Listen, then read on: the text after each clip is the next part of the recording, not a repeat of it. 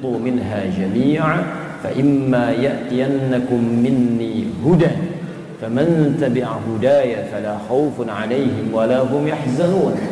Sekarang kalian semua turun ke bumi.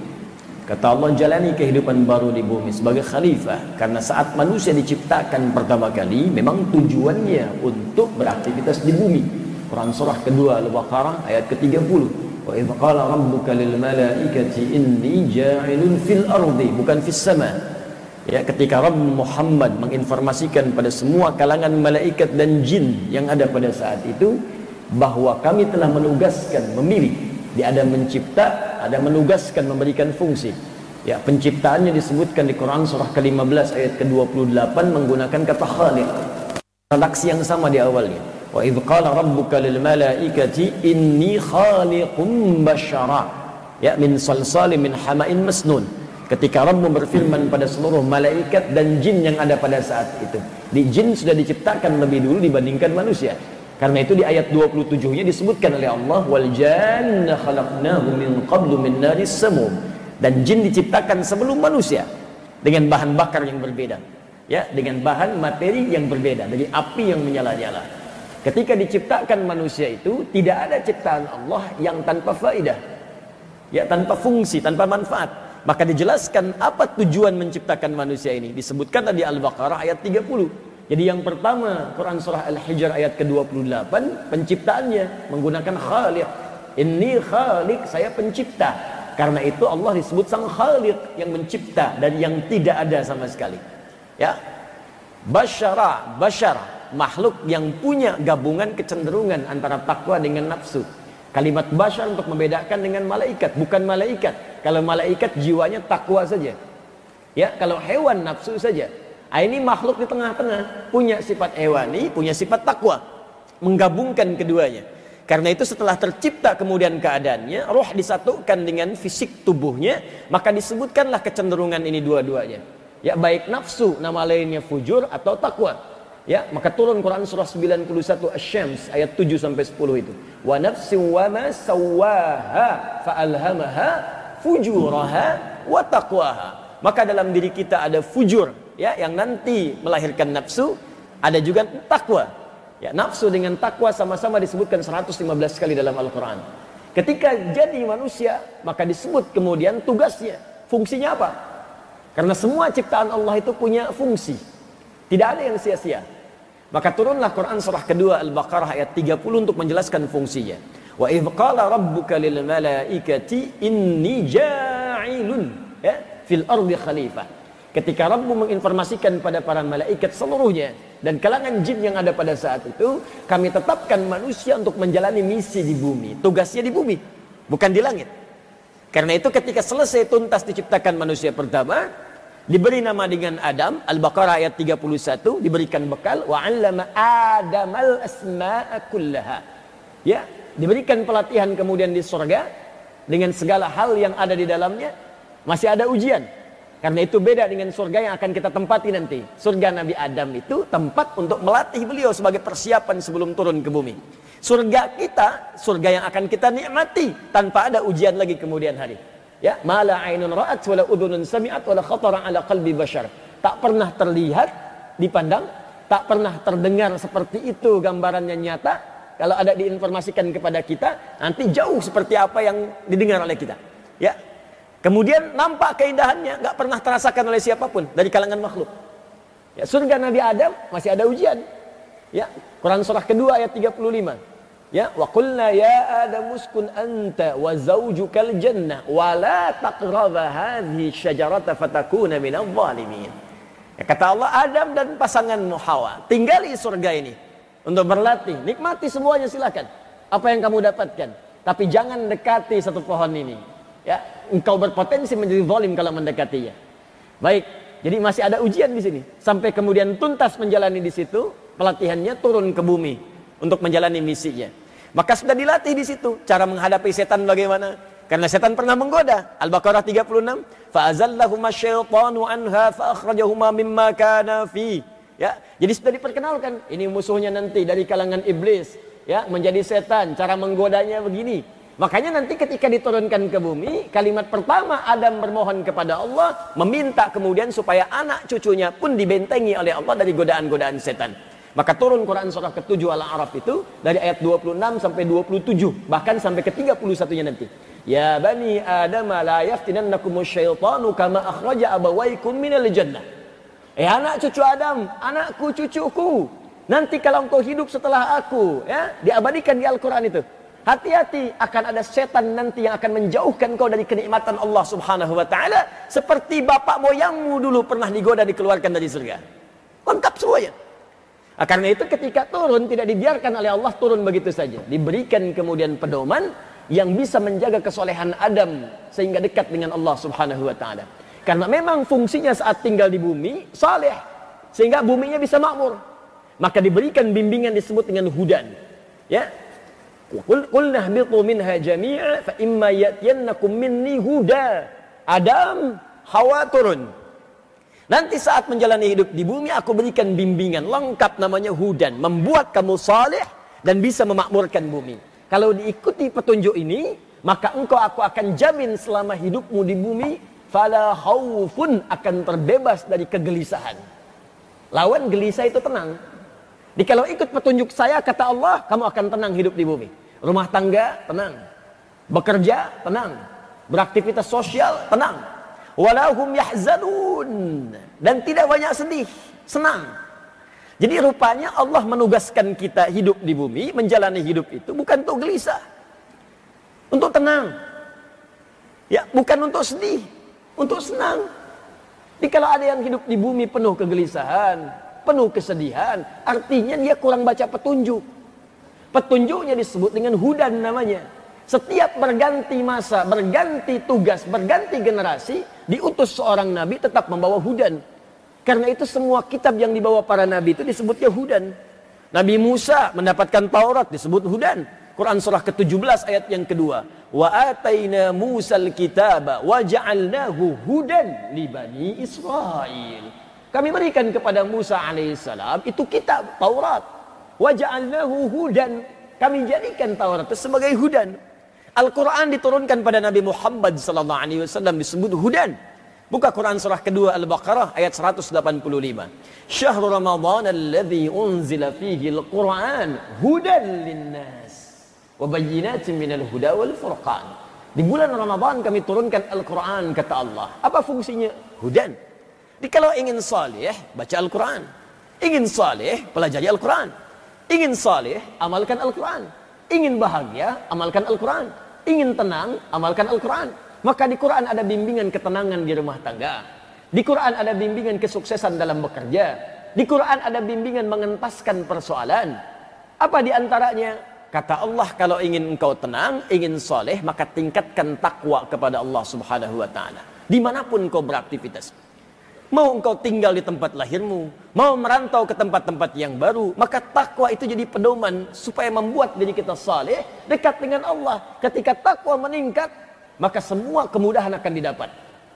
Karena itu ketika Allah turunkan Quran surah ke-49 ayat ke-13, menginformasikan pada semua manusia, ya ayyuhan nas, hei semua manusia tanpa kecuali.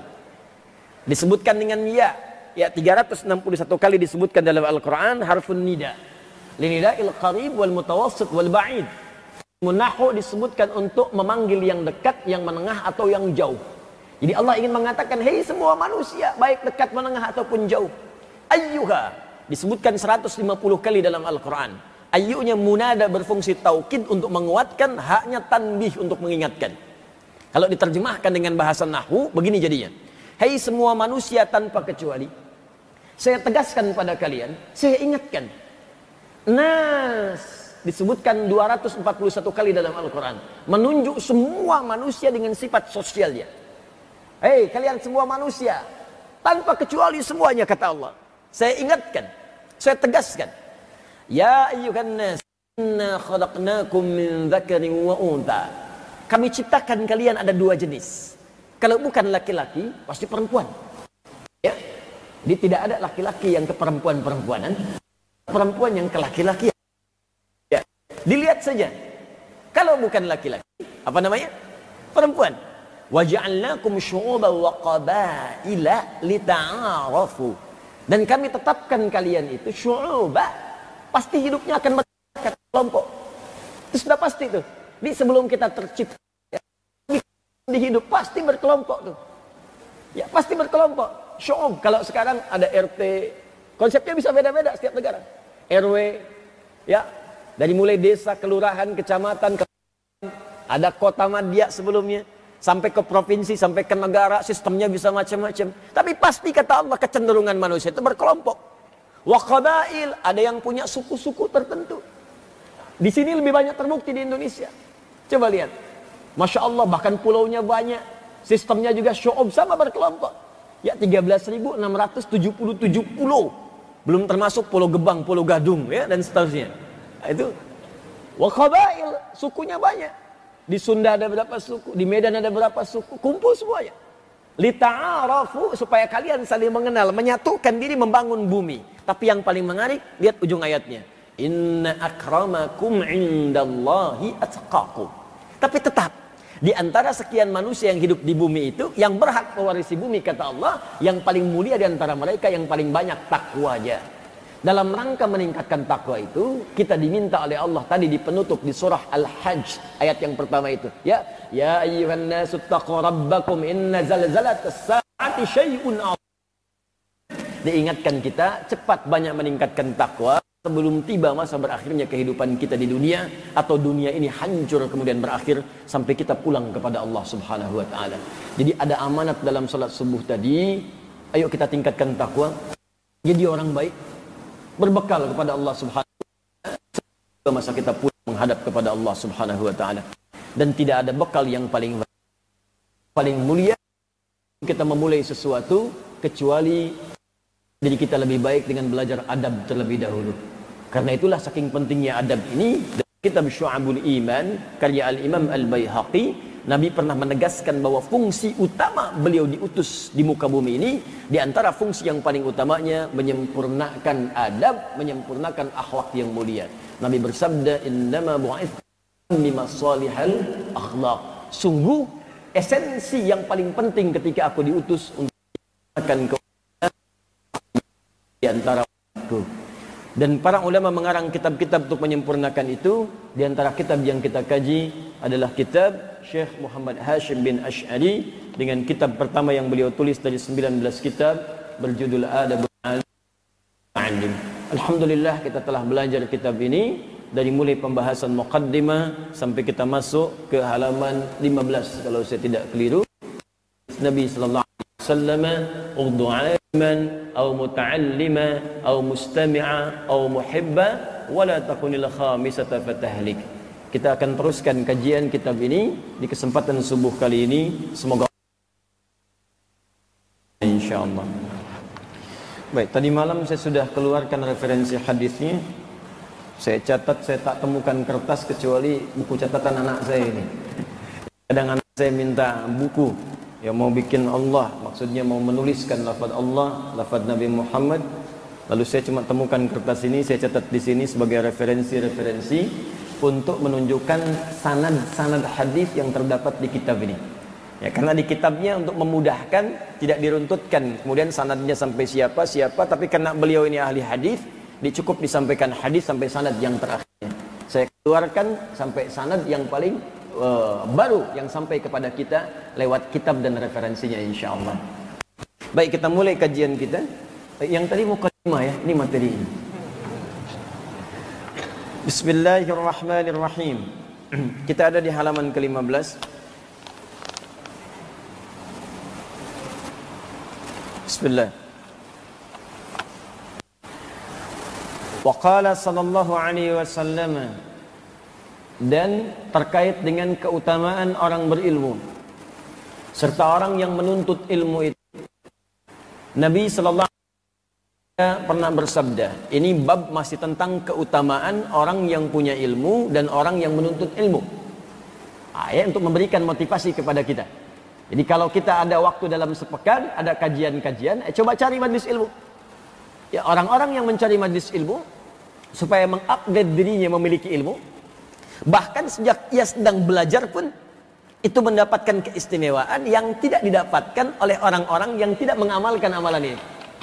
Ya, jadi kalau antum dalam sepekan misalnya ada pekerjaan dunia, ke kantorkah itu, berdagangkah, bisniskah, dan sebagainya, lalu dalam sepekan itu masih meluangkan waktu untuk ikut majelis ilmu, belajar, bertafaqquh fid din, maka Anda akan mendapatkan keistimewaan yang langsung disebutkan oleh Nabi SAW banyak sekali.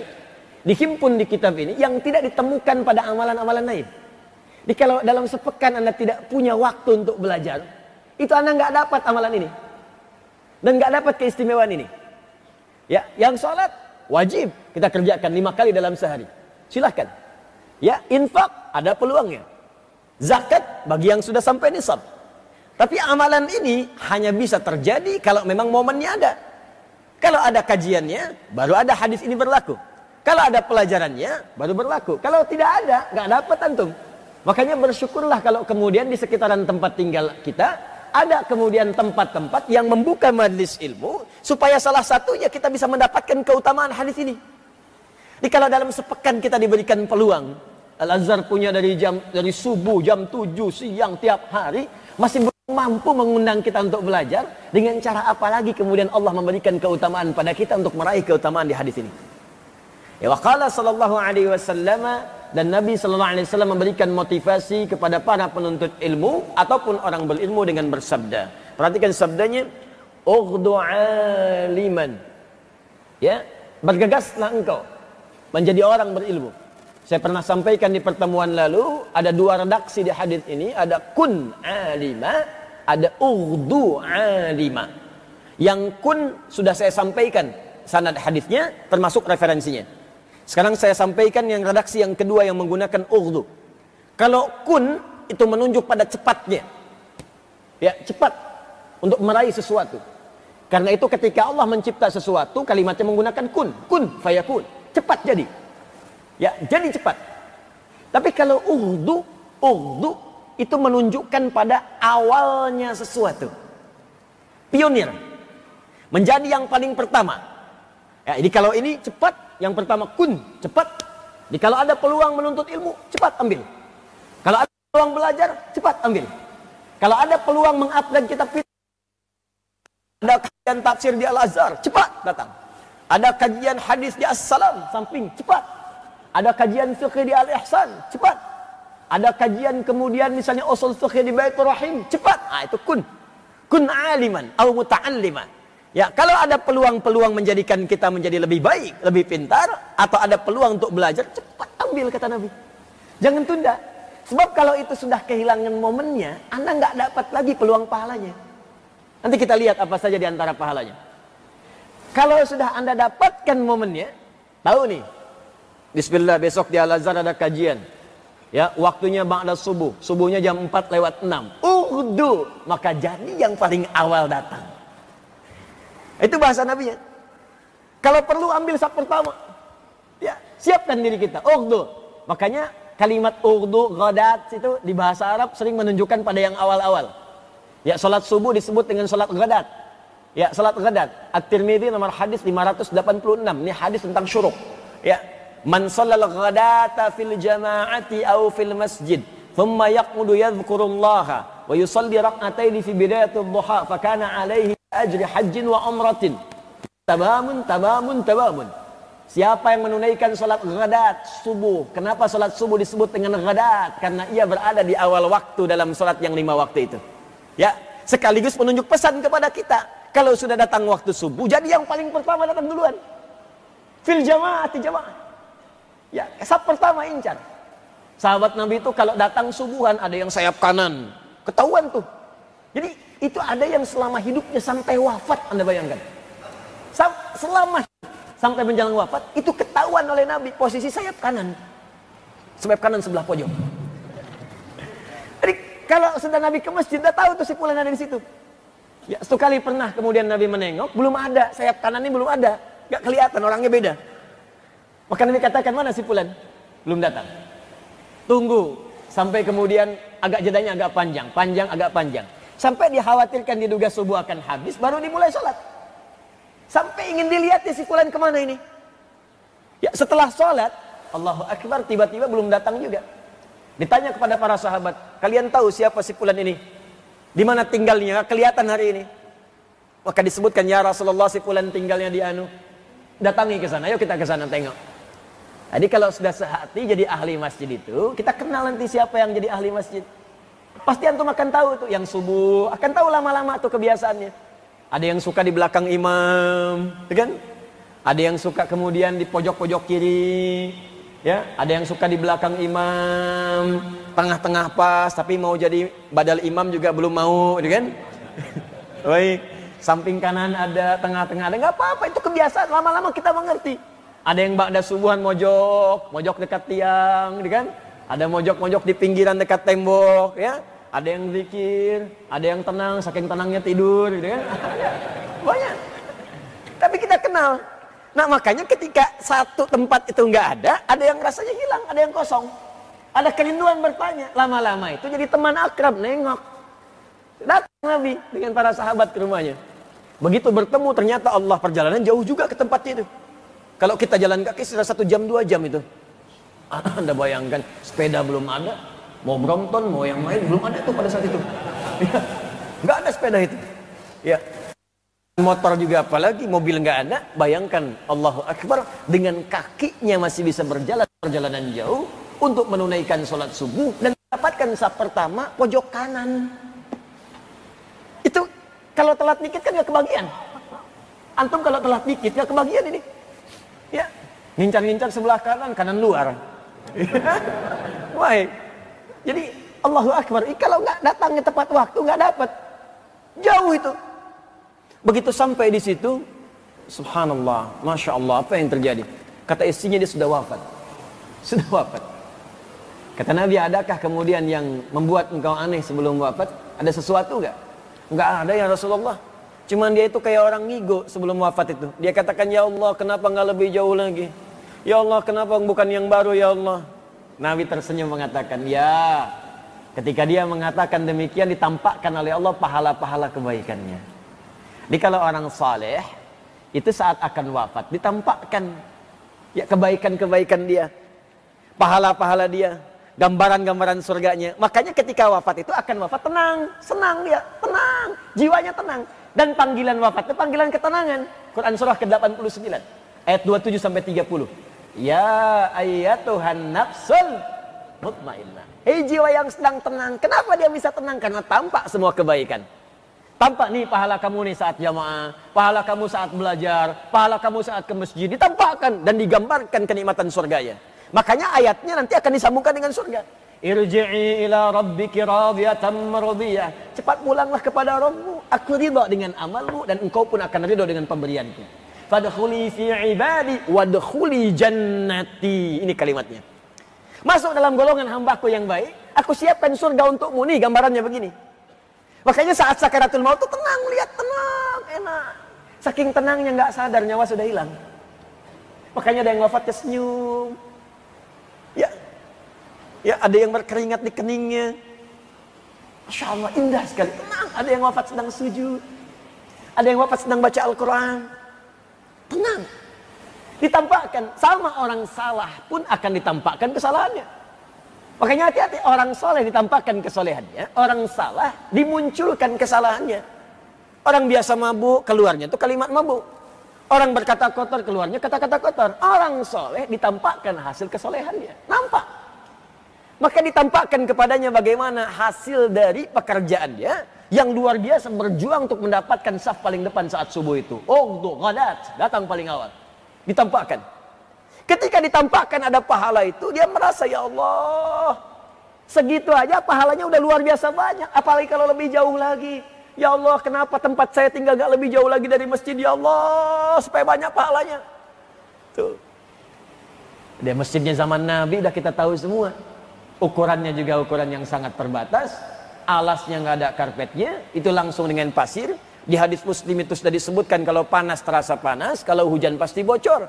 Pernah salah satu tanda Lailatul Qadar itu disebutkan dalam mimpi Nabi SAW. Nabi bermimpi ketika salam tahiyat terakhir itu salam, kemudian nampak di keningnya itu ada tanah. Ya, kalau kena lumpur lah, kalau kena kemudian air kan berubah ya, seperti jadi lumpur. Kena keningnya itu. Ya, jadi Anda bayangkan kalau sholat panas kepanasan.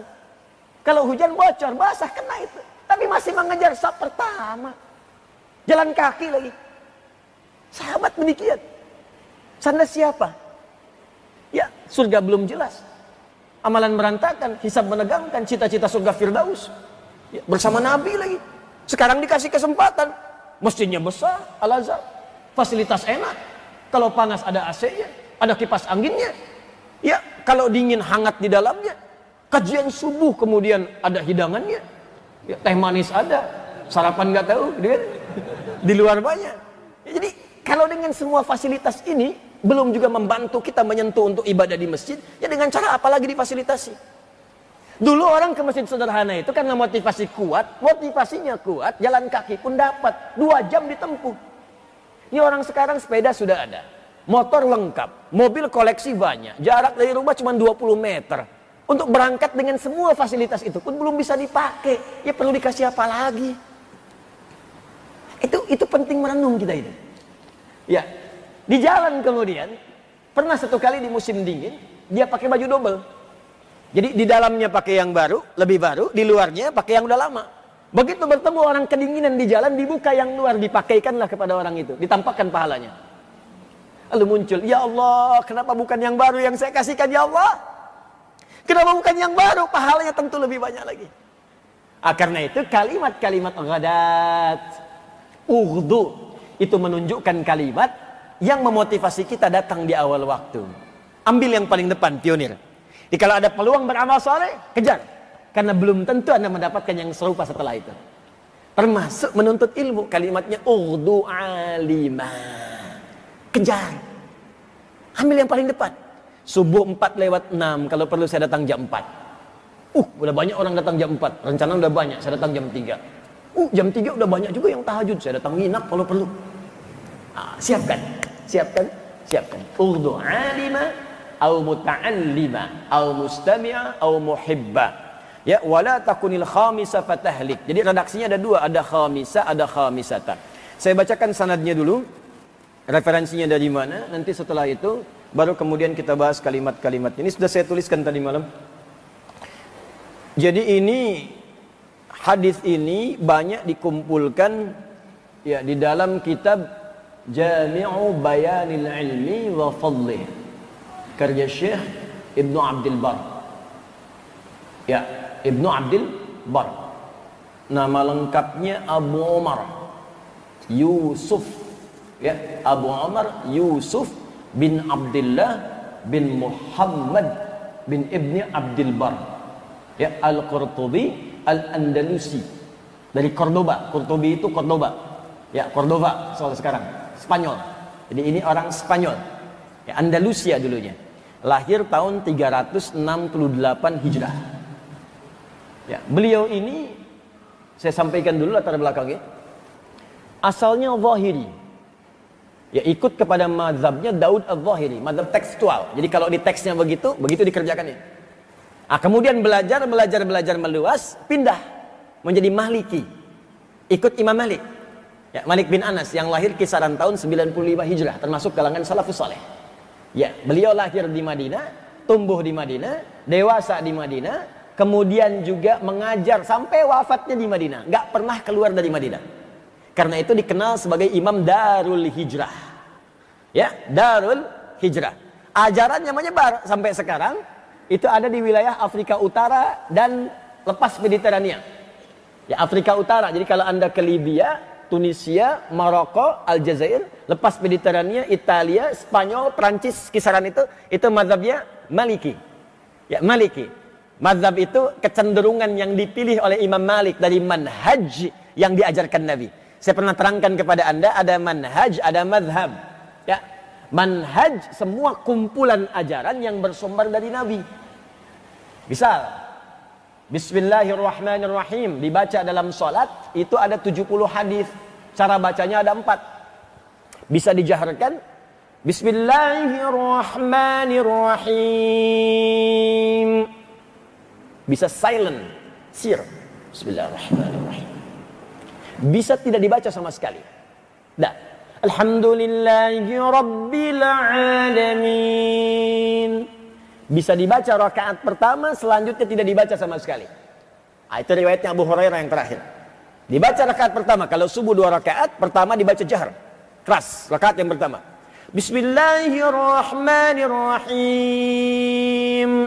Rakaat kedua tidak dibaca sama sekali. Itu ada 4 cara, 70 hadis. Itu semua disebut manhaj, at-tariqil wadih. Ya, kumpulan bimbingan yang jelas bersumber dari Nabi sallallahu alaihi wasallam.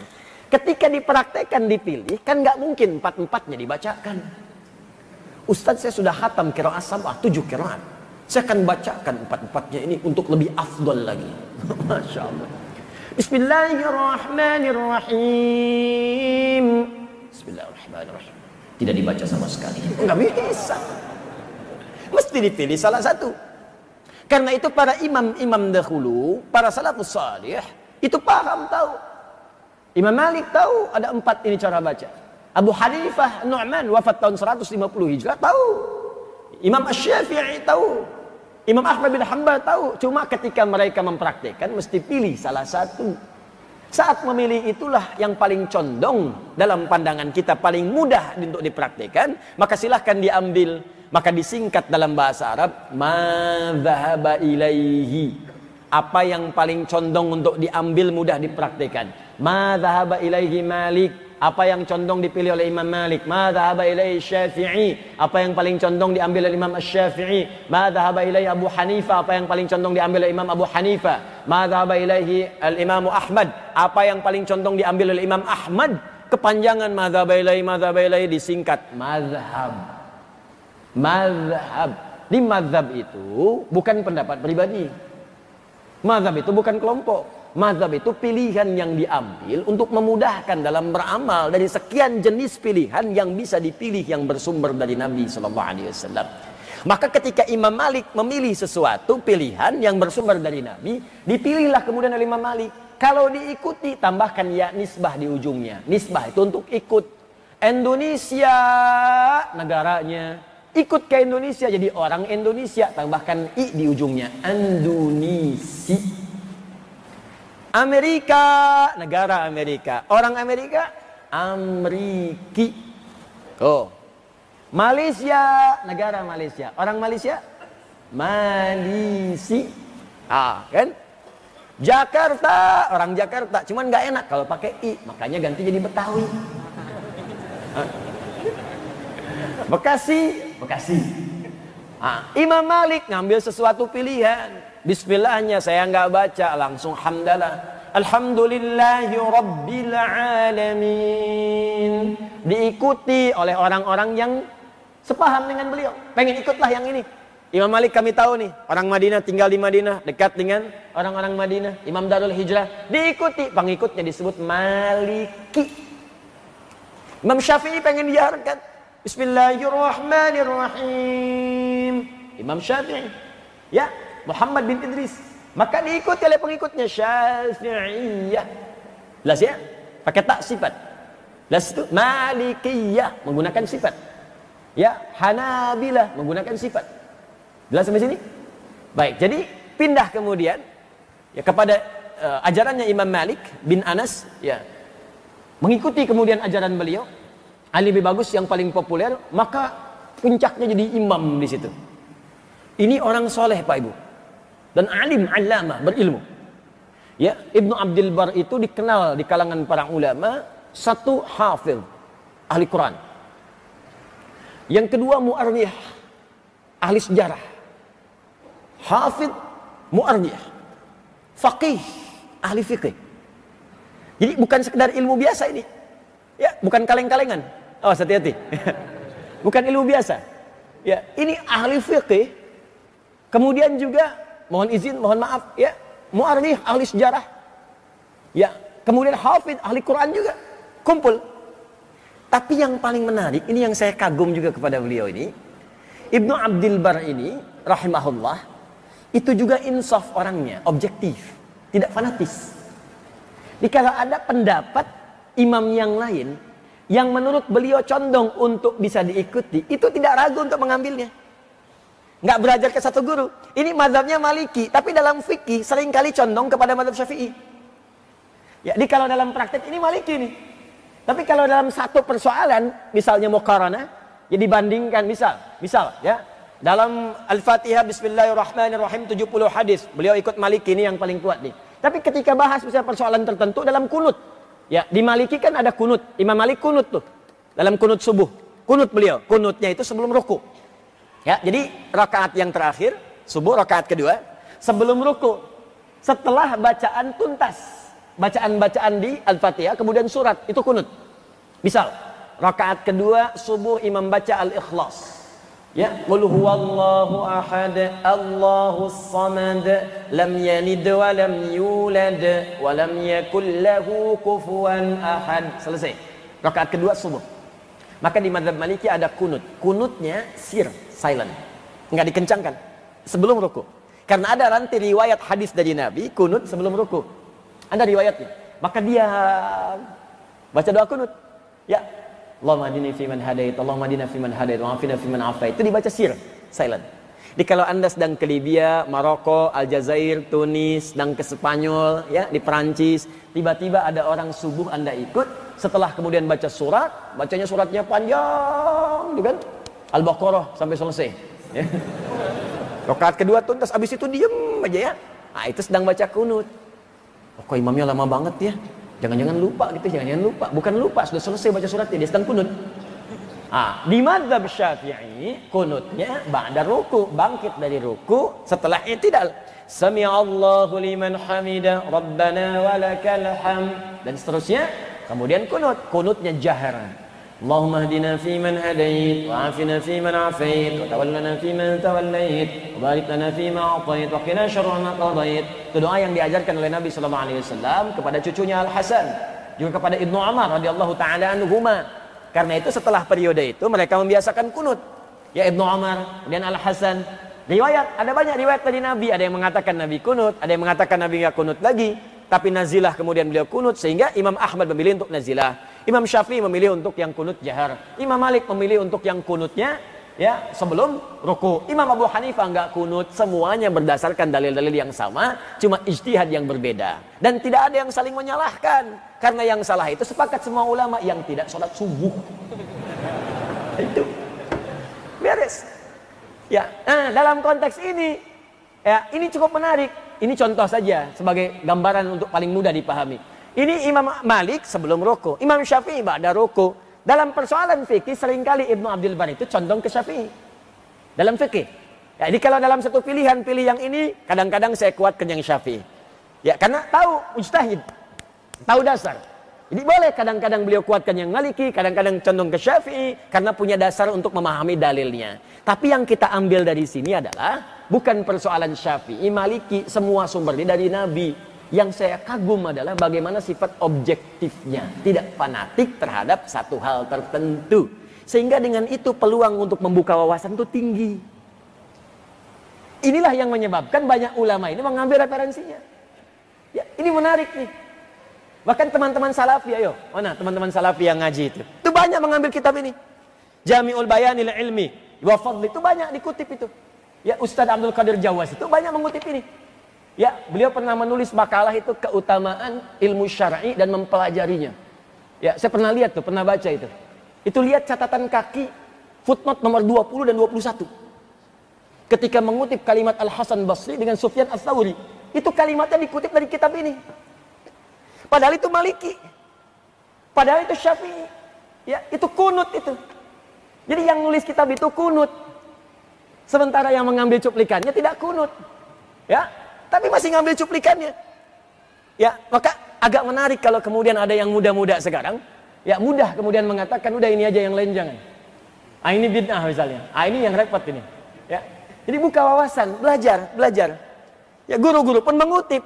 Ya, ini Syekh Muhammad bin Hashim Muhammad Al-Asy'ari, ya, bin Hashim Al-Asy'ari. Ini beliau ini mengutip kitabnya Maliki, Ibnu Abdul Bar, ahli hadis. Ya, Syekh Hashim, pendiri Nahdlatul Ulama, 31 Januari 1926. Itu kan Syafi'i, tapi mengutip kitabnya Maliki. Ini adab dari guru-guru kita. Kalau belajar itu silahkan. Sepanjang ada yang baik-baik kemudian, yang bisa kita temukan yang tidak menyimpang dari tuntunan Rasulullah SAW, luaskan ilmu kita. Saya pun katakan pada Anda, silahkan, tidak harus cukupkan pada saya. Belajar pada guru yang lain. Ya, jangan cukupkan pada saya saja, sebab nanti kalau Anda fanatis pada saya, kemudian saya salah, itu yang bahaya. Ya, itu yang bahaya, tidak ada yang bisa meluruskan dan Anda akan larut dalam kesesatan di situ. Maka belajar kemudian pada guru-guru yang lain. Silahkan, ambil ilmunya. Saya sering ungkapkan bahasa, sepanjang ada kebaikan, ambil yang baik-baiknya. Kalau tak sepakat, tinggalkan ketidaksepakatannya. Jangan sampai ketidaksepakatan itu menghalangi Anda minum teh bersama. Itu kan gampang. Kenapa jadi susah-susah?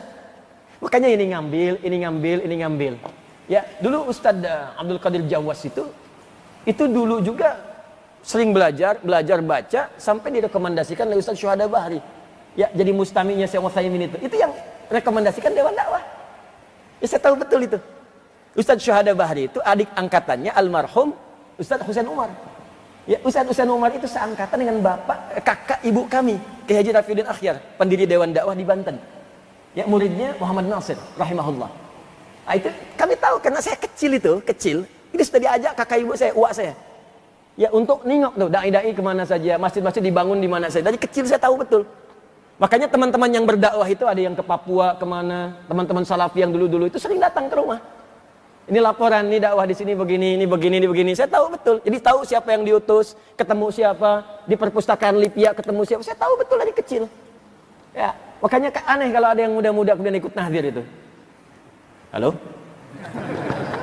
Nah, artinya dia nggak belajar nasab gitu, nggak belajar sejarah. Silahkan baca, silahkan luaskan bacaan, perdalam. Dengan begitu wawasan kita menjadi luas, menjadi lebih baik. Dan ilmu kita kemudian terangkat. Saya ingin Anda rukun, jangan berselisih. Kenapa harus saling mencela? Kalau tak sepakat jangan mencela. Dari mana Anda mendapatkan ajaran mencela itu? Di Quran ada. Anda ngaji Quran, ngaji sunnah. Apa diajarkan di Quran sunnah saling mencela? Anda belajar Quran yang mana? Sunnah yang mana? Yang saya inginkan kita hidup rukun. Perbedaan nggak apa-apa kalau beda sedikit. Ya, beda dalam dan landasan mengambil putusan nggak ada masalah. Sepanjang dalilnya ada. Tapi jangan sampai kemudian saling tidak mengucapkan salam. Assalamualaikum akhi, besok aja. Besok.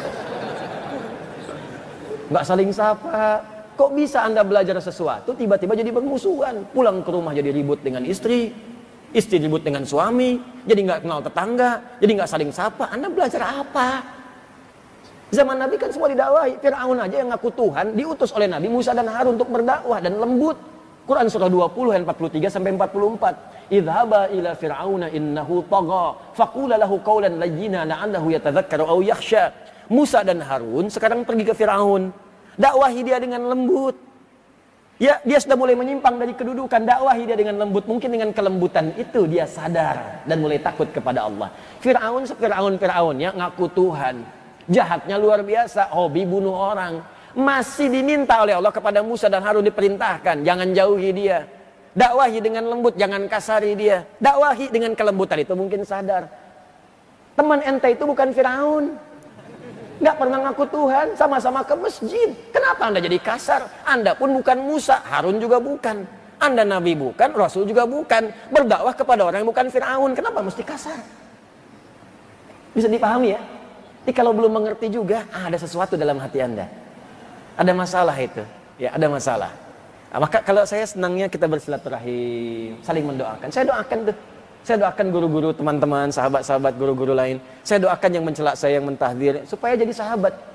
Di teman. Beda boleh, tapi jangan berselisih. Itu yang saya maksudkan. Kalau Anda tanya, saya sebutkan nasabnya satu-satu tuh.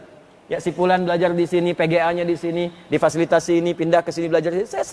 Saya belajar.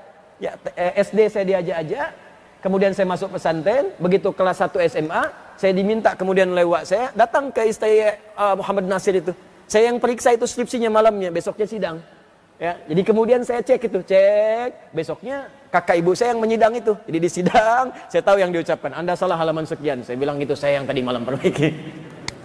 Jadi kita paham nih si Fulan. Jadi seperti itu kita saling doakan. Itu indah cara berdakwah. Saling support. Saling rekomendasikan. Teman-teman kalau belajar hadis si Fulan ya, saya sering katakan, Anda kalau belajar sirah, cari Ustaz Khalid. Ya, Ustaz Khalid, itu orang baik tuh. Insya Allah orang saleh itu, belajar sirah kepada beliau. Ustaz Budi Azhari, belajar.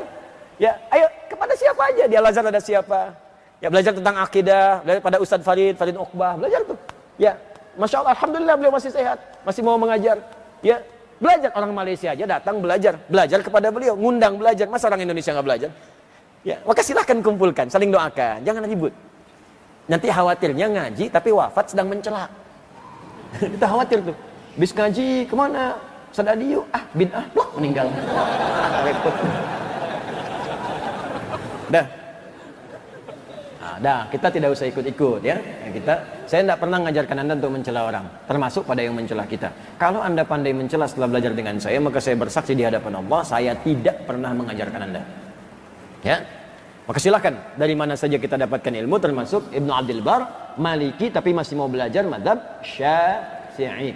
Ya, nama aslinya Muhammad bin Idris Asy-Syafi'i. Syafi'i itu dari kata Syafi, kakek yang ketiga, datuk ketiga dari Muhammad bin Idris. Jadi, nama aslinya bukan Imam Syafi'i. Nama aslinya Muhammad, punya bapak namanya Idris. Idris punya bapak namanya Al-Abbas. Al-Abbas punya bapak namanya Utsman. Utsman punya bapak namanya Syafi'. Syafi' punya bapak namanya Sa'id. Ya, Sa'id punya bapak namanya Ubaid. Ubaid punya bapak namanya siapa? Ya, Abid bin Zaid. Abid bin Zaid punya bapak namanya siapa? Hashim. Hashim punya bapak namanya siapa? Al-Muttalib. Al-Muttalib punya bapak namanya siapa? Siapa? Abdul Manaf. Di Abdul Manaf ini bertemu nasabnya dengan Nabi SAW.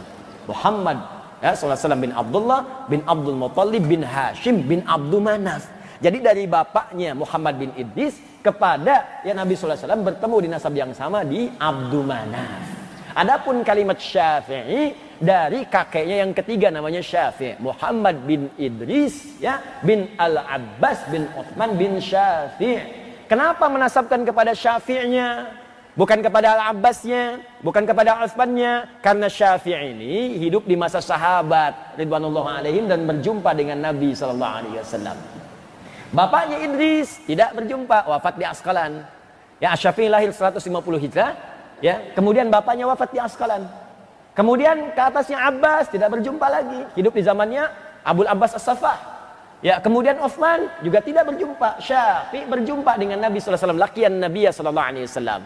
Makanya beliau ingin dinisbatkan kepada Syafi', Asy-Syafi'i. Maksudnya semua ajaran-ajaran saya ini tidak akan lepas dari bimbingan Nabi SAW. Kakek saya pun pernah berjumpa dengan Nabi SAW.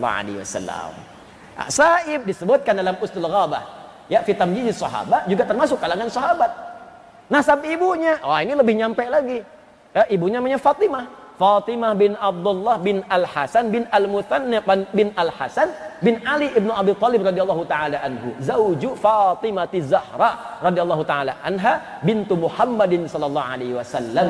Ya, bin Abdullah bin Abdul Muttalib bin Hashim bin Abdul Manaf bin Qusay bin Murrah bin Kilab bin Ka'ab bin Ghalib bin Fihr bin Malik bin Nadhr bin Kinanah bin Khuzaimah bin Mudrikah bin Ilyas bin Nizar bin Mudar bin Ma'ad bin Adnan bin Adi bin Adri bin Muqawwam bin Nahur bin Tarikh bin Ya'rub bin Yasjub bin Nabit bin Ismail alaihissalam bin Ibrahim alaihissalam bin Azar au bin Nahur bin Abir bin Kinan bin Al-Fakhshad bin Sam bin Nuh alaihissalam bin Mihlail Matusyala bin Kinan bin Alwas bin Tif bin Adam alaihissalam. Ayo ulangi.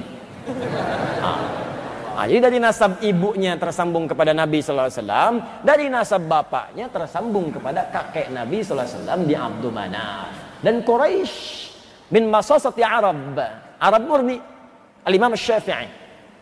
Jadi semuanya ada yang lain. Kalau Anda tanya Imam Ahmad, saya jelasin Imam Ahmad. Tapi karena dibahas di sini Imam Malik dengan Imam Asy-Syafi'i, maka saya bahas dari nasabnya, runtutannya sampai dengan referensi-referensinya. Supaya yakin, ini penting mengetahui siapa orang ini. Khalfiyahnya apa? Awas ya, latar belakangnya siapa? Supaya kita bisa belajarnya yakin dan tahu apa yang harus kita ambil dari situ. Ingat ya, ini sudah ada tanda dari ulama dulu. Setiap Anda buka kitab ulama, selalu disebutkan ismuhu wa nasabuhu. Namanya siapa, nasabnya apa, keilmuannya apa. Ya, wa syuyukhuhu, guru-gurunya siapa. Wa muallafatu, kitab-kitabnya apa. Siapa yang mengambil darinya, belajar dari siapa. Itu jelas. Ya, ada nasab ilmu. Sehingga semua yang diajarkan itu argumentatif, punya dasar yang kuat, dan kita pun nggak ragu belajarnya.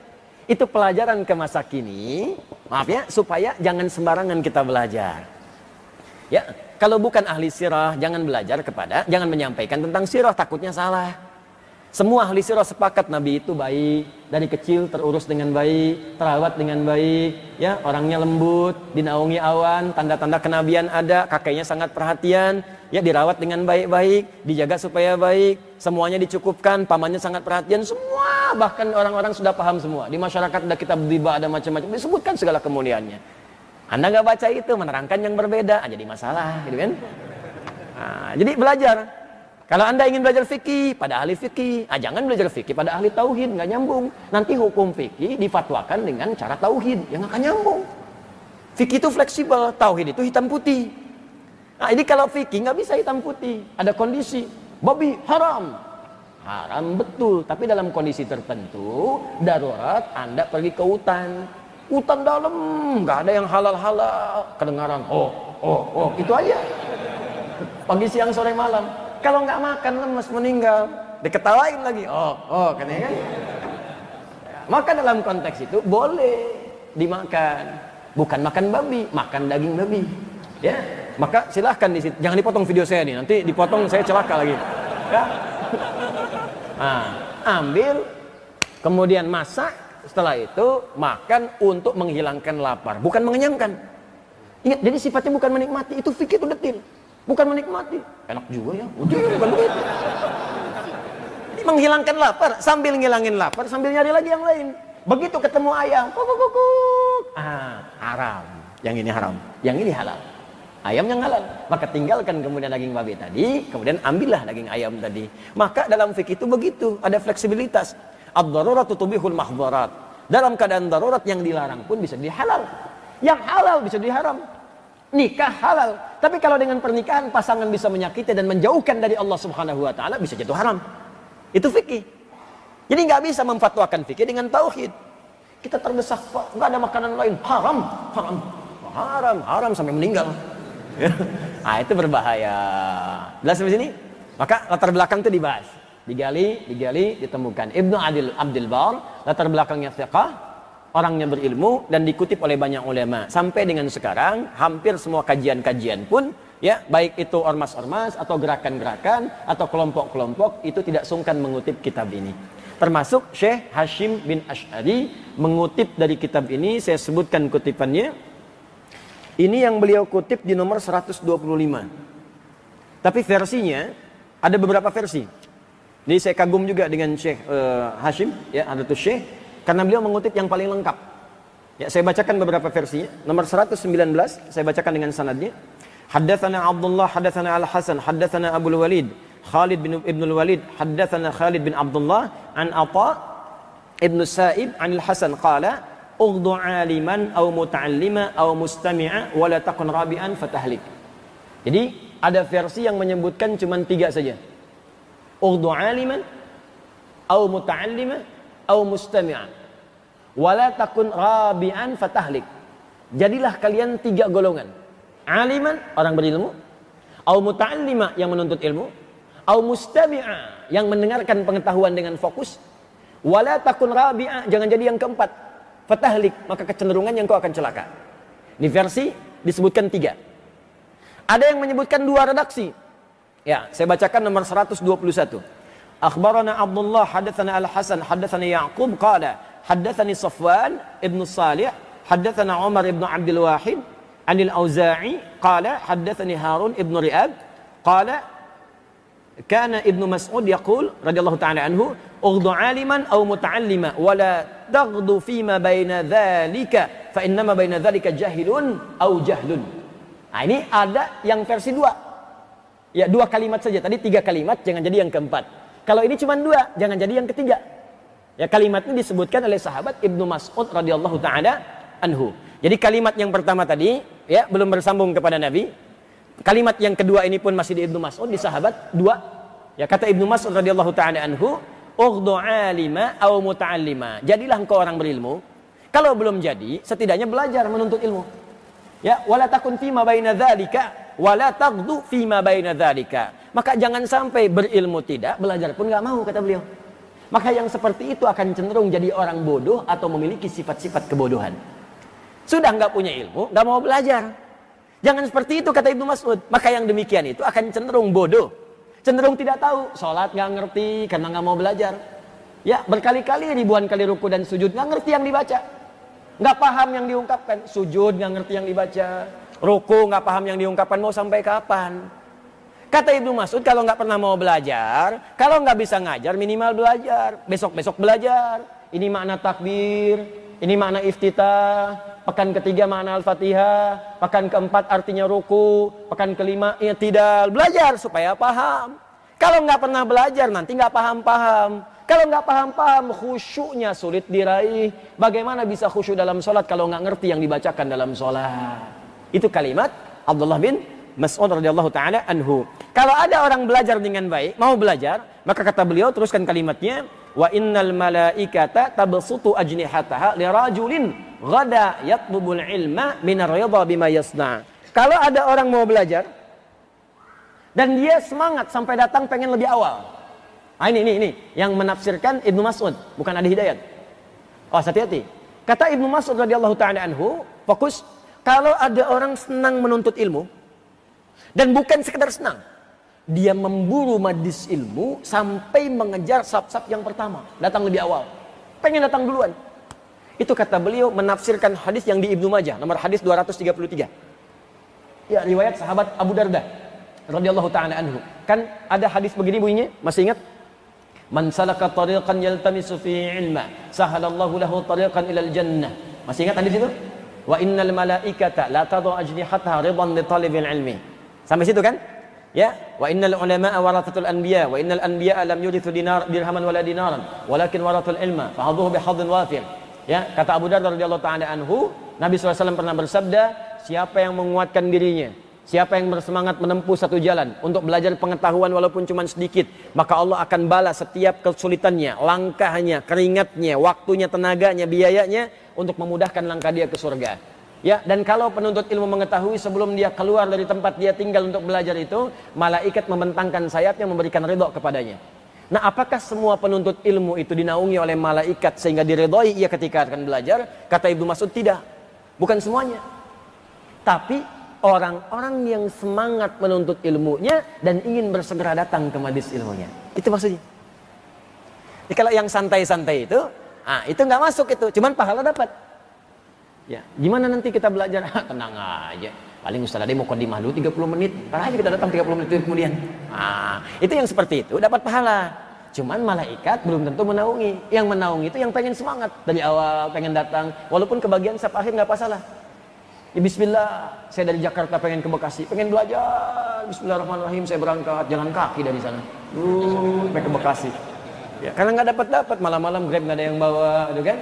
Ya, ada yang mau nawarin, ragu-ragu karena baju putih, gitu kan? Minta sate 200 tusuk, macam-macam. Udah, akhirnya jalan kaki itu.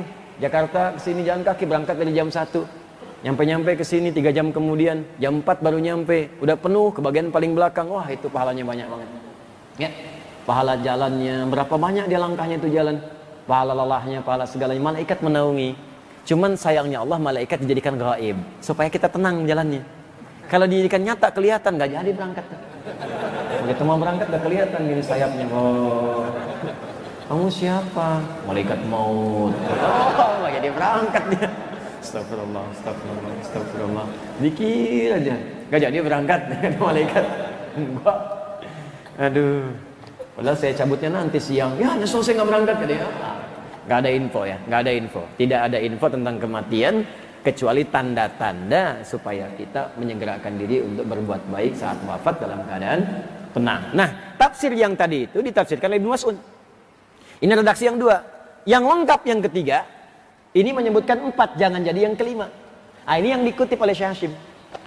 Jadi Syekh Hashim bin Asy'ari, ya, beliau mengutip di kitabnya Adabul Alim wal Muta'allim, ya, dari keterangan Ibnu Abdil Bar, dikutip oleh beliau versi yang paling lengkapnya. Diambil keterangan yang paling lengkap. Karena kalau sudah yang paling lengkap akan menutup yang lain-lainnya. Selesai. Karena beliau ahli hadis, paham nih, ambil yang lengkap saja. Karena ini kan sebetulnya mukaddimah ini. Ya, kumpulan supaya orang nggak banyak-banyak bacanya, ambil yang paling lengkap, selesai.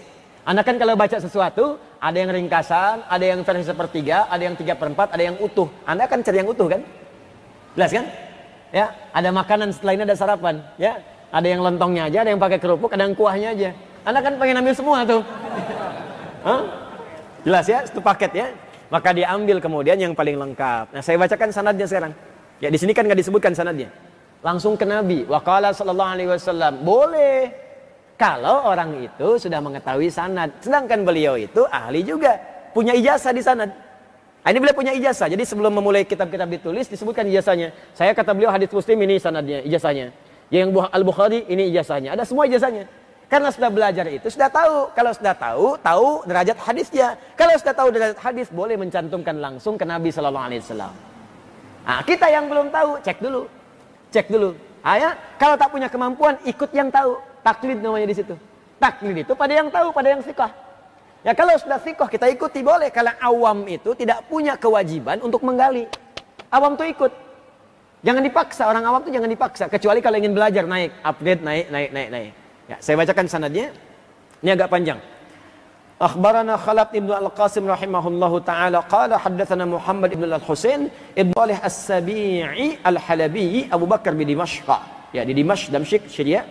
Qala haddatsana Abu Bakar Muhammad bin Ja'far bin Sufyan ibn Yazid Ar-Raqi wa Abu Abdullah Muhammad ibn Al-Husain ibn Razin Al-Muqri Al-Fanadiqi wa Abu Muhammad, ya, Bayan ibnu Ahmad bin Ali Al-Qattan qalu haddatsana Ubaid ibnu Jannad Al-Halabi qala haddatsana Atha bin Muslim Al-Khaffaf an Khalid an Abdurrahman ibnu Abi Bakrah an abihi anin Nabi sallallahu alaihi wasallam. Nah, itu panjang diurutkan tuh. Ketemu. Kita mah enak aja tinggal anin Nabi qala Rasulullah sallallahu alaihi wasallam. Orang dulu nyari itu sampai ketemu.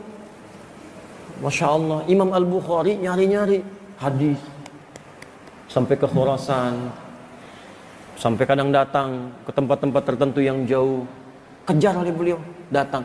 Kadang-kadang udah jauh-jauh, balik lagi. Karena hadis yang didapatkan menurut beliau tidak qualified. Pernah datang jauh-jauh tuh ke satu tempat, begitu datang ditanya, katanya ada hadis dari si fulan, tolong tunjukkan. Oh iya, itu tempatnya, udah jauh-jauh jalan kaki tuh. Begitu datang, orang ini sedang bermain dengan hewan. Ada yang menyebutkan dengan ayam, ada yang menyebutkan dengan keledai. Dia kayak mau ngasih makan, padahal enggak, cuman pengen nangkap aja. Ya, datang hewannya ditangkap, tapi nggak dikasih makan. Balik lagi Al-Bukhari. Tuh, saking ketatnya menyeleksi hadis. Balik lagi. Ditanya oleh orang yang tadi, Syekh, kenapa nggak diambil? Kenapa pulang lagi? Apa jawab Imam Al-Bukhari? Kata beliau, kalau pada ayam saja bisa berdusta, maka bagaimana kepada Nabi sallallahu alaihi wasallam? Kalau kepada keledai saja bisa berdusta, atau nama umumnya kalau kepada hewan saja bisa berdusta, maka bagaimana kepada hadis Nabi sallallahu alaihi wasallam? Padahal orang ini belum tentu hadisnya salah. Mungkin benar meriwayatkan hadis, cuman karena perilakunya kurang baik maka tidak diambil oleh beliau. Ya. Tidak diambil, khawatir nanti ada tuhmah, tuduhan kepada hadis. Oh, pantas orang ini jelek, hadisnya aja diriwayatkan oleh pemabuk. Hadisnya aja diriwayatkan oleh penipu. Makanya ada ketat dalam ilmu hadis. Hadis yang diriwayatkan oleh orang-orang yang bermasalah, maka hadisnya disebut hadis mungkar. Ya. Hadis yang diriwayatkan oleh orang yang tertuduh sering berdusta disebut hadis matruk. Hadis yang dipalsukan memang palsu disebut hadis maudhu. Makanya dikenal dengan 3M. 3M. Mungkar, matruk, maudhu. Ini hadis yang tidak dijadikan hujjah. Jelas ya? Tidak dijadikan hujjah kecuali ada dasar-dasar yang lain atau ingin mengambil maknanya saja. Al-Bukhari dicari itu. Antum mau dapat belajar hadis, khairukum man ta'allamal Qur'ana wa 'allama. Rawahul Bukhari. Enak aja tuh, tinggal dilihat. Hadisnya riwayat Imam Al-Bukhari. Ya, dari Nabi sallallahu alaihi wasallam, khairukum man ta'allamal Qur'ana wa 'allama. Yang paling baik di antara kalian yang belajar Quran dan mengajarkannya. Rawahul Bukhari, tinggal dicek di Al-Bukhari. Padahal Al-Bukhari itu enggak sembarangan. Ngambil dulu, diteliti dari siapa? Hajjaj bin Minhal. Hajjaj bin Minhal dari siapa? Dari Syu'bah. Syu'bah dari siapa? Al-Qamah bin Marthad. Al-Qamah bin Marthad dari siapa lagi? Sa'ad bin Ubaidah. Sa'ad bin Ubaidah dari siapa lagi? Abu Abdurrahman As-Sulami. Abu Abdurrahman As-Sulami dari siapa lagi? Utsman bin Affan, dari Ali bin Abi Thalib, dari Nabi sallallahu alaihi wasallam. Itu nyari sampai ke Nabi enggak mudah. Tiba-tiba datang belakangan orang-orang tertentu. Imam Al-Bukhari nuliskan sahihnya 16 tahun. Ada orang baca 16 jam sudah bikin fatwa. Nah, ini nggak mudah ini. Beliau ini belajar. Teliti sampai ke hadisnya. Apa hadisnya? Ya, kita bacakan. Ughdu aliman ya, an abi anin nabi sallallahu alaihi wasallam qala ughdu aliman aw muta'allima aw mustami'an aw muhibba wala takunil khamisata fatahlik. Nah, ini hadis ini yang ada di kitab ini hadis sahih diriwayatkan oleh para ulama dengan versi yang paling lengkap. Kemudian ada pendapat dari Imam Atha, saya bacakan ini dulu ya sebelum ke sini karena di sini nggak ditemukan. Ya ini untuk syarahnya. Ya saya tidak ingin mengatakan melengkapi adab sebagai guru. Ya nggak ada murid melengkapi guru. Ya nggak ada murid melengkapi guru. Yang ada kita istifadah dari guru-guru yang lain untuk saling dan mendapatkan manfaat-manfaat lebih luas. Qala Atha, maka berkata Imam Atha bin Rabah, ya, qala li Mish'ar bin Kidam, ya Atha, zidtana fi hadzal hadits ziyadatan lam takun fi aidina, wa innama kana fi aidina ughdu 'aliman aw muta'allima. Ya Atha, wailun liman lam yakun fihi wahidatan min hadza. Allahu akbar. Mish'ar bin Kidam mengatakan kepada Atha, Atha ini tahu hadis yang ini. Versi 4. Kun alima au muta'allima au mustami'a au muhibban wala takunil khamisata fatahlak. Jangan jadi yang kelima. Tahu empat-empatnya. Sedangkan yang lain tahunya dua. Kun alima au muta'allima atau ughdu aliman au muta'allima. Maka Mish'ar bin Kidam berkata kepada Atha, ya Atha, dari dulu kami tahunya cuma dua aja. Setelah ketemu kamu, kami tahu ada 4. Tahu 2 yang lain. Ah, ini menunjukkan jangan-jangan selama ini kita tahunya cuma 1 dalil saja. Ternyata ada 2 dalil. Silahkan belajar. Tadi yang saya katakan, luaskan ilmu. Dulu saya tinggal di Libya, talaki pada seorang syekh. Ya, salah satu riwayat. Saya mengaji beberapa riwayat. Saya mengaji pada Syekh Dukali Muhammad Al-Alim, riwayat Hafiz. Mengambil riwayat Qalun juga. Ya, Warsh dari Syekh Ali Ahmar. Hafiz tambahan dari Syekh Ali Al-Libi. Ya. Kemudian riwayat Duri dari Syekh Ali At-Tanzani. Jadi yang menarik begini, ada 2 orang. Ini menarik kisahnya. Dua-duanya hafal Quran 30 juz. Yang satu belajar riwayat Hafiz yang kita baca sekarang dari Asim. Yang satu baca Qalun. Ya, Qalun. Baik. Jadi kalau di Hafiz itu misal ya, kita baca ihdinas siratal mustaqim pakai shad. Ihdinas siratal mustaqim pakai shad. Ada riwayat menggunakan sin. Imam Ruwaish misalnya. Ya, termasuk di salah satu wajah nanti Imam Mujahid baca dengan sin. Ihdinas siratal mustaqim. Ada lagi menggunakan zai. Zai. Ihdinas siratal mustaqim. Jelas? Imam Duri riwayatnya Ibnu Katsir. Ihdinas siratal mustaqim. Pakai zai. Ada yang satu pakai shad, satu pakai sin. Debat. Ma anta mukhti la sahih bis-shad. Ihdinas siratal mustaqim. Kamu salah yang benar pakai shad. Ihdinas siratal mustaqim. Yang satu mengatakan anta mukhti al-sahih la-sah bis-sin. Kamu yang benar-benar salah, yang paling benar pakai sin. Ihdinas siratal mustaqim. Padahal dua-duanya ngaji di guru yang sama. Ayo kita datang ke guru kita aja. Anastatu bisyekh. Kita minta fatwa ke syekh. Datang dua-duanya. Gurunya bijak sekali. Ketika datang bertanya, ya bunai, ikra. Anakku sayang kamu baca. Ihdinas siratal mustaqim pakai shad. Hasbuk, ente iqra. Kau baca ya bunai. Baca nak. Ihdinas siratal mustaqim pakai sin. Apa kata gurunya? Masya Allah, antuma mukhti'an. Al-asah bizai. Kalian berdua salah, yang benar pakai zai. Ihdinas siratal mustaqim. Gurunya ingin mengajarkan boleh jadi kamu tahu 1 atau 2 masih ada yang lain. Jadi kalau baru tahu 1, 2 jangan saling menyalahkan. Boleh jadi menyesal di kemudian hari karena baru dapat tambahan ilmu kemudian. Sama ini Mish'ar bin Kidam itu mengatakan, ya atau kalau saya nggak ketemu Anda, saya nggak dapat tambahan ini, taunya 2 aja. Taunya bismillah sir aja ternyata bisa jahar. Taunya jahar aja ternyata bisa tidak dibaca sama sekali. Ya. Ada yang taunya jahar, yang nggak tahu sir. Saya tugas di Saudi, di Mekah. Ya, jadi penerima haji pertama tahun 2010. Datang jamaah pertama jamaah kita. Waktu Isya dulu tuh. Saya masih ingat tuh imamnya Syekh Sudes. Begitu sudah istaqimu, siap. Kan di situ Hambali mazhabnya sir. Bismillahirrahmanirrahim. Alhamdulillahi rabbil alamin. Itu komentar jemaah haji kita pertama. Iki imamnya Muhammadiyah ya. Oh Muhammadiyah. Insyaallah. Muhammadiyah cabang Masjidil Haram, imamnya pimpinannya Syekh Sudes ya. Ah, ini cukup menarik ya. Tapi jadi wawasan akhirnya. Makanya ini agak menarik nih. Kenapa saat di Mekah isi padahal di situ nggak kunut kan? Subuhnya. Kenapa nggak pada ribut? Kesini pulang jadi ribut lagi. Ah, itu artinya kita bisa belajar tambah wawasan. Belajar lagi, belajar. Nah, ini belajar. Ternyata dapat tambahan. Aduh, kalau saya nggak dapat dari kamu katanya apa? Saya nggak bisa nambah ini. Akhirnya apa kata Mi'syar? Kalau sudah tahu yang 4 ini, satu audu aliman, jadi orang berilmu. Au muta'alliman, kalau belum berilmu belajar. Au mustami'an, atau minimal fokus mendengarkan. Au muhibban, kalau nggak bisa fokus, cintai orang yang belajar. Minimal 4 ini. Apa kata Mi'syar bin Kidam? Kalau kita nggak bisa dapat 1 dari 4 ini, maka keterlaluan, celaka orang itu. Celaka. Sudah nggak berilmu, nggak mau belajar. Sudah nggak mau belajar, dengar pun nggak mau. Sudah nggak dengar, malah mencela juga. Ini yang paling celaka. Makanya ada komentarnya saya tuliskan juga di sini. Ya, saya catatkan.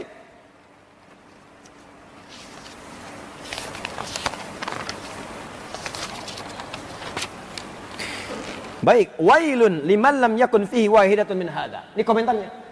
Celaka orang yang tak punya 1 pun dari 4 yang disebutkan ini. Bahkan ada yang menafsirkan, apa di antara 1 yang 4 ini? Antara tafsirannya adalah mu'adatul ulama. Ada yang memusuhi para ulama. Ada yang mencela orang yang belajar. Ada yang sinis kepada yang belajar. Ada yang menyoal orang-orang yang belajar. Nggak tanggung-tanggung majlis taklimnya, ya. Nggak tanggung-tanggung tempat belajarnya. Nggak tanggung-tanggung gurunya. Nggak tanggung-tanggung orang yang ikutnya. Nah, ini kalau ada orang yang begitu, sudah dia nggak berilmu, sudah nggak juga punya datang kesempatan untuk belajar, sudah nggak mau dengar juga nggak fokus, sudah juga nggak mencintai orang-orang yang belajar dan mencelanya dan memusuhinya. Maka ini kata para ulama, wailun, celaka orang ini, fatahlik, bencana bagi orang ini. Bencana. Maka pertanyaannya sekarang, kalau kita nggak mau masuk kepada yang celaka, nggak ingin masuk pada yang bencana, maka harus jadi 1 dari 4 ini. Siapa yang 4 bagian ini? Kita bacakan hadisnya dari kitab ini kembali. Ya, ini sebagai penutup. Ughdu alima. Ayo jadi pionir Anda untuk jadi orang yang berpengetahuan. Update. Terus punya ilmu. Ya. Aplikasinya begini, aplikasinya. Mau tahajud, belajar dulu ilmunya. Jangan cuma abid, cuma kerjain aja, belajar. Update Pak, Bu, status kita. Ini sederhana ya, cuma dalam. Ughdu aliman, jadi orang berilmu. Bukan cuma abid, orang ibadah, tapi ibadah yang berilmu. Antum malam mau tahajud, biasanya kan cuma bangun malam tahajud, kan? 2 rakaat, witir 1, ada yang 11, ya, ada yang 23, silahkan. Tapi sebelum Anda kerjakan, kalau mau mengupgrade diri kita, pelajari dulu keutamaan tahajud apa, dalilnya apa yang dikerjakan Nabi saat tahajud, bacaan apa yang dibaca oleh Nabi, doanya bagaimana, tambahkan, tingkatkan. Jadi status kita naik saat sedang tahajud itu bukan hanya abid, orang yang ibadah, tapi alim, orang yang berilmu dengan ibadahnya. Nah, jika ada orang yang seperti itu, Allahu Akbar, maka status pahalanya naik dari 10 itu disebutkan dalam Quran surah ke-6 Al-An'am ayat 160. Man jaa'a bil hasanati falahu asyru amsalihha. Siapa yang mengerjakan satu kebaikan hasanah yang bernilai pahala, maka dia mendapatkan 10 nilai pahalanya. Salat disebut hasanah. Di Quran surah ke-11 ayat 114. Ya, aqimis sholata tarafain nahar wa zulafan minal lail innal hasanati yudhibnas sayyi'at. Kata Allah, kerjakan salat itu di 2 pertengahan siang sampai dengan menjelang malam, itu subuh sampai dengan isya. Sungguh salat itu perbuatan hasanat yang bisa menggugurkan segala keburukan-keburukan. Jadi kalau orang salatnya baik, keburukannya hilang. Ini yang dimaksud sumber keburukan, fahsya dan mungkar. Ditafsirkan di Quran surah ke-29 ayat 45. Inna sholata tanha anil fahsya wal mungkar. Jadi perbuatan hasanah itu bisa menutup keburukan.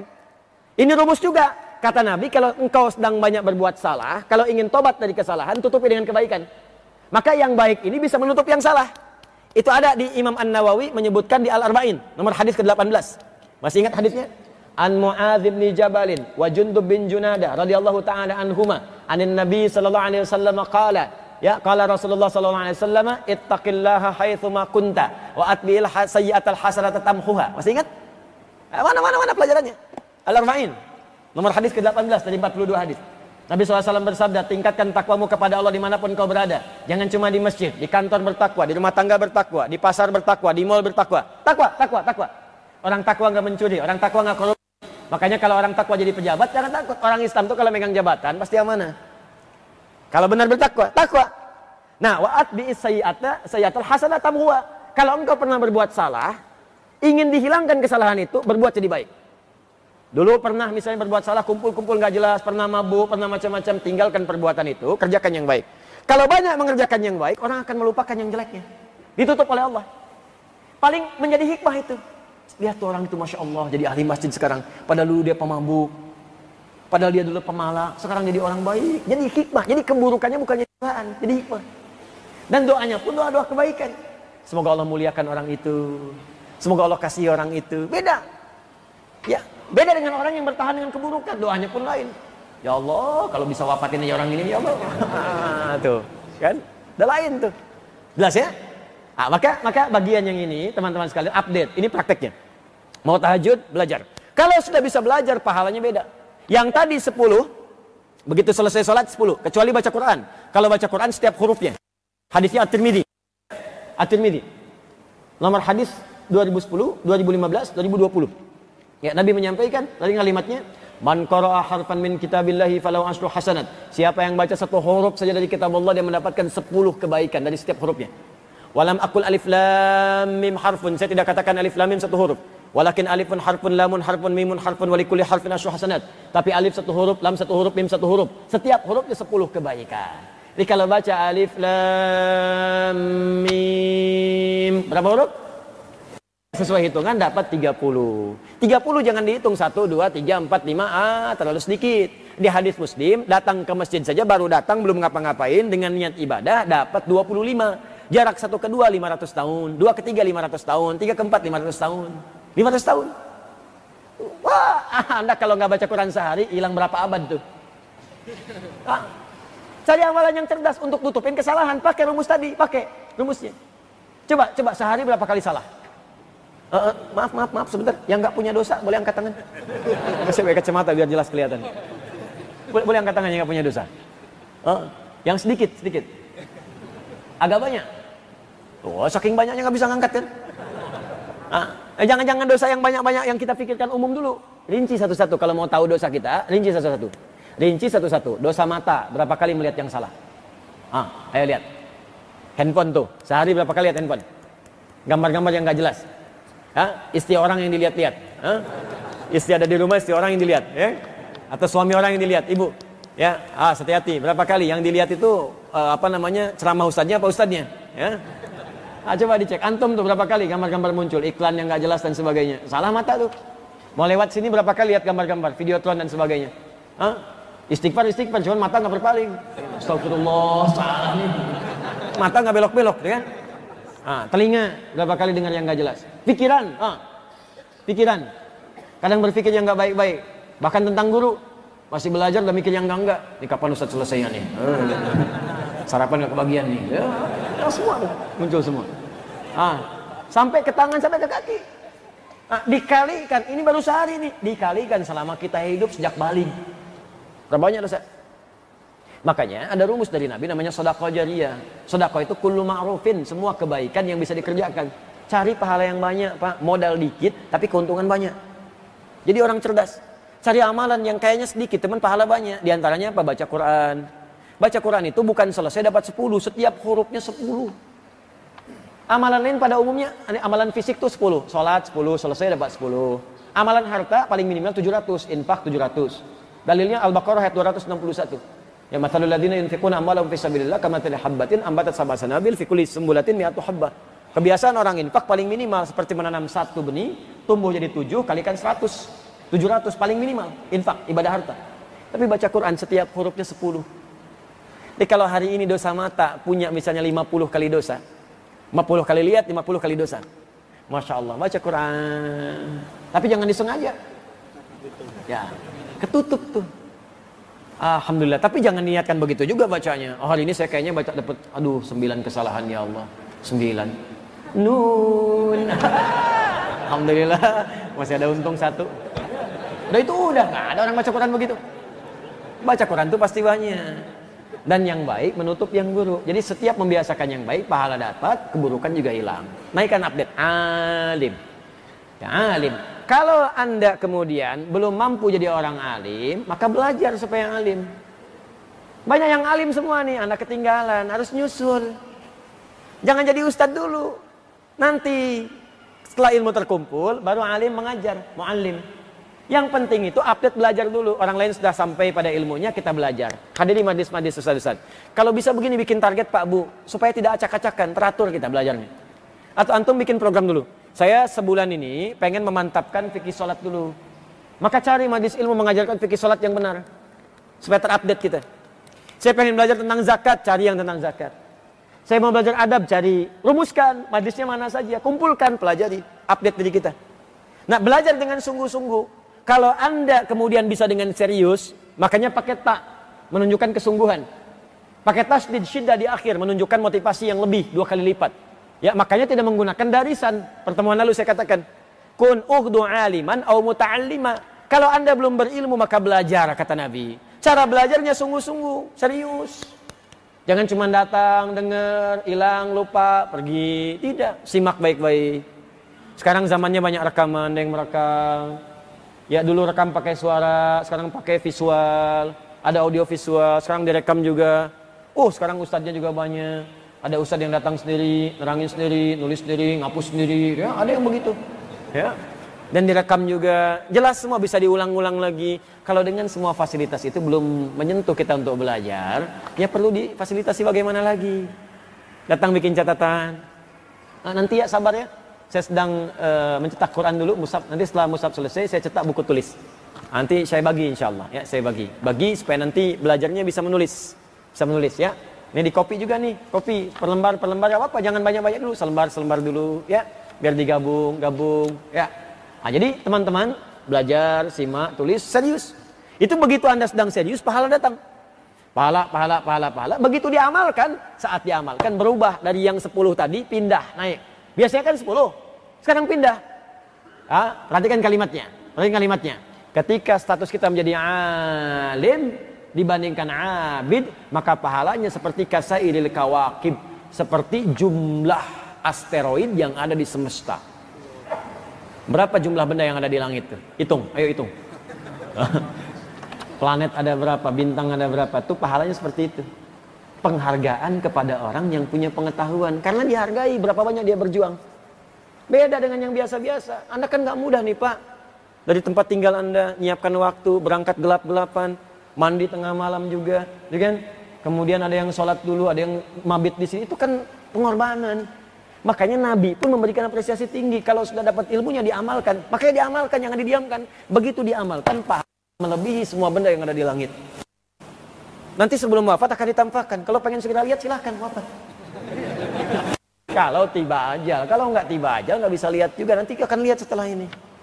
Nanti saya akan tunjukkan. Begitu masuk ke halaman 16, ya kanan paling atas itu sebelah atas itu akan ditunjukkan langsung orang yang benar belajarnya.